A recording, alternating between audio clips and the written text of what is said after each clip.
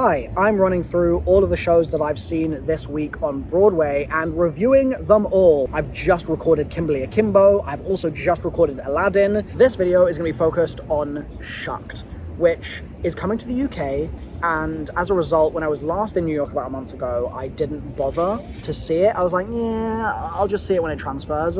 But on this trip, seeing as I've been trying to see absolutely everything I possibly can, I was like, you know what, it's time, right? So I bought a ticket. I think the ticket I bought was $69.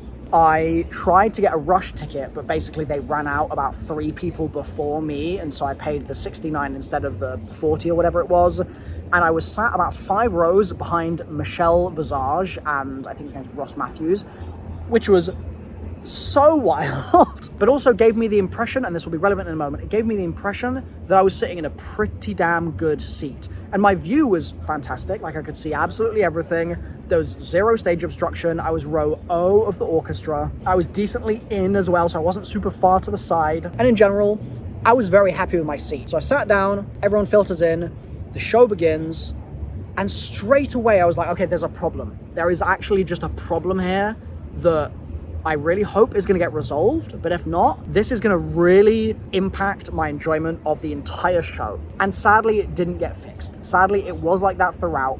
There were certain numbers where it was less of an issue, but in others, it really, really was very apparent. And the problem was that it was actually too quiet, which is the last thing that I normally say about theatre. Like Aladdin, comparatively, really leaned in to the fact that like loud noises sound better to us as humans. Like if music is louder, that's why everything's normalized to be like as loud as it possibly can be these days. It just generally sounds better to us. And so shows lean into that a lot, and sometimes they go too far and it's uncomfortable and it hurts your ears and it's like, ugh. Shucked went the opposite direction. For whatever reason, it just had so much headroom that they didn't tap into, that they could have done to make it louder and more clear and intelligible. And I think that's where the core of this gripe lies for me, is that it wasn't that I couldn't hear nice music, it wasn't that I couldn't understand a word that was being said, because I could, right? The problem was just that I was having to work to do that, and I could have equally had to do no work and not had to be really straining to be like, okay, what's this specific joke that they're making right now? I could have had none of that necessary and just enjoyed the show that much more. And it's a shame because it's Broadway, man, and you expect on Broadway for sound to be perfect at all times. I had issues with Sweeney Todd, I'll talk about that in my Sweeney review, and I've had issues here, and it's just making me wonder, like, what is going on? Like, how is that happening? Like in London, I so rarely have sound issues. I did do for Newsies, I felt like the Troubadour Theatre as a sonic environment was just not very good, but it's rare. Whereas here, like I saw Hadestown multiple times at, I think it was the Armandson Theatre in LA, sound issues there as well. I don't know what it is, but I keep having issues. And Shucked was not the most egregious offender by any means, but it was a show that I was desperate to love, and I did love. I thought that the show was fantastic, and we'll get onto all the reasons why I thought it was fantastic in a moment, but just the sound, man, it was so close to being 10 out of 10, but the quietness knocks it down so much for me, and it was really sad. But like I said, it didn't affect every single song equally. So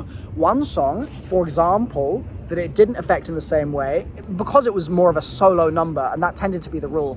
When there were ensemble numbers, the clarity of everyone was just less there, and they really just needed more volume relative to the orchestra or the band for the show. And that's something that I think actually Aladdin did really well. Everyone isolated sounded really crisp and clear, and their intonation and diction was really on point, and it really showed. Whereas in Shucked, I think people got lost in the music a little bit more, but the song where it didn't matter the most out of the entire thing was Alex Newell's solo number, Independently Owned. That song, for me, was quite possibly the most impressively performed song I have ever seen on a stage. And I, at this point, I think, have seen probably about 100 productions. I would need to check my spreadsheet to confirm that, but I've been really seeing a lot of theatre in the past few years, and Independently Owned, but specifically, Independently Owned, sung by Alex Newell, tops everything.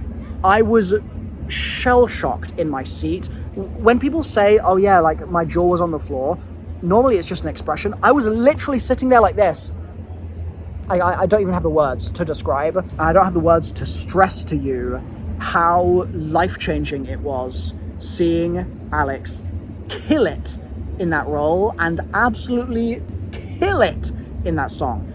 Just a joy, and something I will genuinely remember for the rest of my entire life. I'm gonna really try and go back to Shucked while I'm on this trip, just for the next few days. I've got a handful more chances, and I'm gonna really try and squeeze it in, because I would pay $50 to see that song alone. Like, I don't need to see the rest of the show. I would literally pay to see Alex sing that once. It's better than the soundtrack. I don't know how to describe this really fully, but there's something about the way the power of Alex's voice actually reaches you in a theater that it just does not do coming through your phone speakers or playing in your headphones or whatever. The soundtrack is very good, don't get me wrong. I've listened to it on Spotify, etc. I've seen videos of Alex performing it, etc. It's good. Like, it's very, very good. But there is something different about being in the theater and knowing it's coming, and Alex starts singing, and like, people are throwing their hands up like they're in church. Like, it's such a moment, and everyone is so locked in and lasered in, and the vocals are they're just perfect, and it's flawless and it's effortless. The best thing I've ever seen on a stage. Like, genuinely just so remarkable. So regardless of sound things or whatever, right, regardless of anything here, I really strongly recommend seeing Shucked for that alone. It's worth $100. It just so is. So that was really nice. That musical has such a strong number, first of all, because it could so easily not. It could so easily just only have really jokey songs. I would maybe liken it sort of to I Believe in Book of Mormon, where Book of Mormon has so many really great songs, but they're ensemble numbers. Like Hello, brilliant song, but big ensemble number. It's not one of those sort of standout solo moments, whereas I Believe elevates that character in such a big way, and Independently Owned does that, and Alex, oh, she's just so good. Speechless. I was speechless in the theater. Gave her a standing ovation also, by the way, and as did everyone else. Like, it was mid-show standing ovation, and rightly so. And I've actually also seen on his Twitter the sort of hint or tease or maybe impression that they're interested in coming to London, which would be so incredible if, when the show transfers, Alex comes too. Like, I am hoping and praying I will be there every night. I will be best friends with all the staff that work in that building, because it changed my life, genuinely. Just so good. So now that I've been ranting about that one specific song for long enough, let's talk a little bit about the comedy of the show. It's a joke musical in a similar way to how Mormon is a joke musical. It's not meant to be taken seriously. It's a ridiculous premise. It's almost a fairy tale premise or a pantomime premise. In fact, it's very panto, I would say. But it somehow pulls it off in a way that doesn't feel super pantomime-y specifically. And the jokes are just really funny. And they weren't all corny in the way that a lot of panto jokes are as well. I don't mean to say that sort of disparagingly about panto and that sort of thing, but so many of the jokes were just really, really well written. And I'm not going to repeat any now for fear of spoiling the effect for you when you actually go and see the show. And I'm saying when you see the show, because you will see it.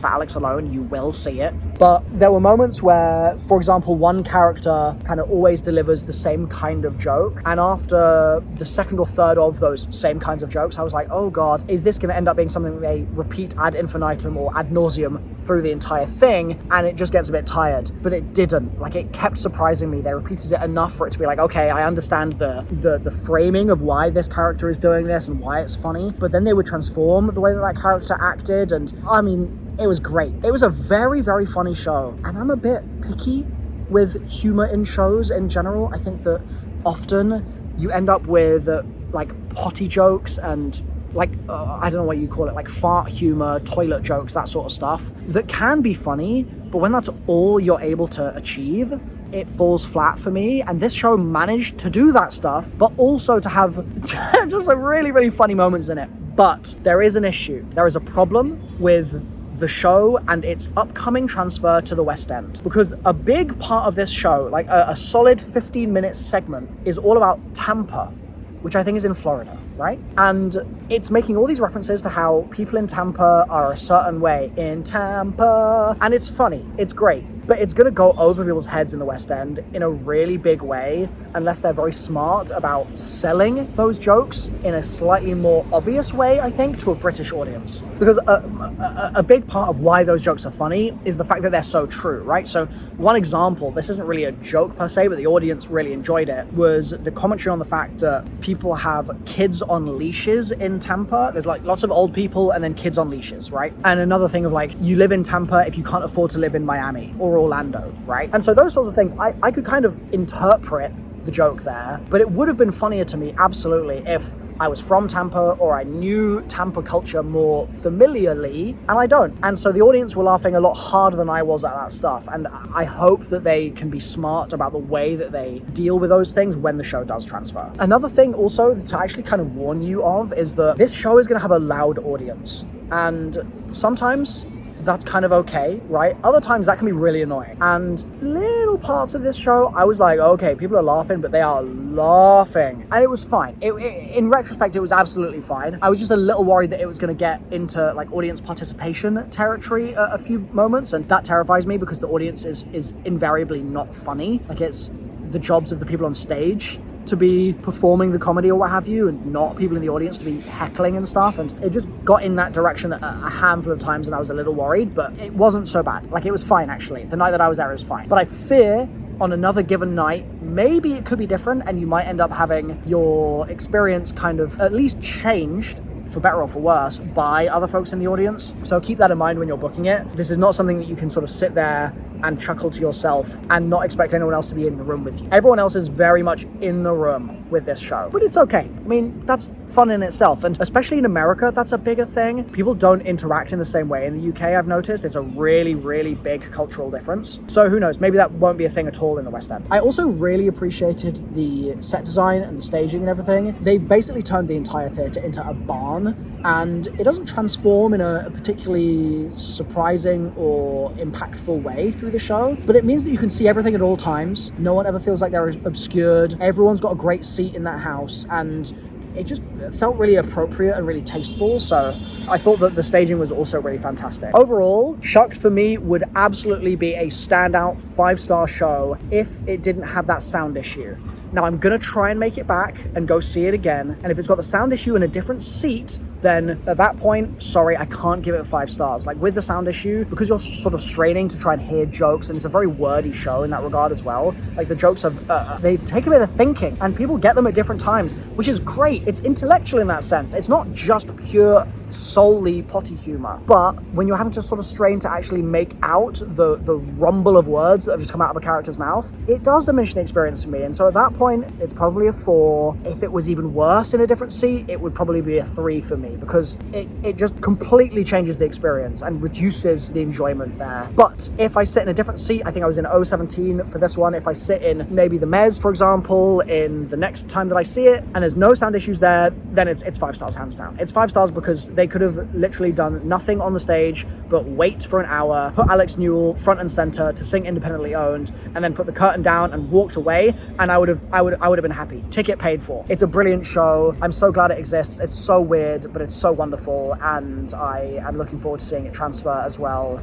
in the new year. Subscribe for more theatre reviews like this.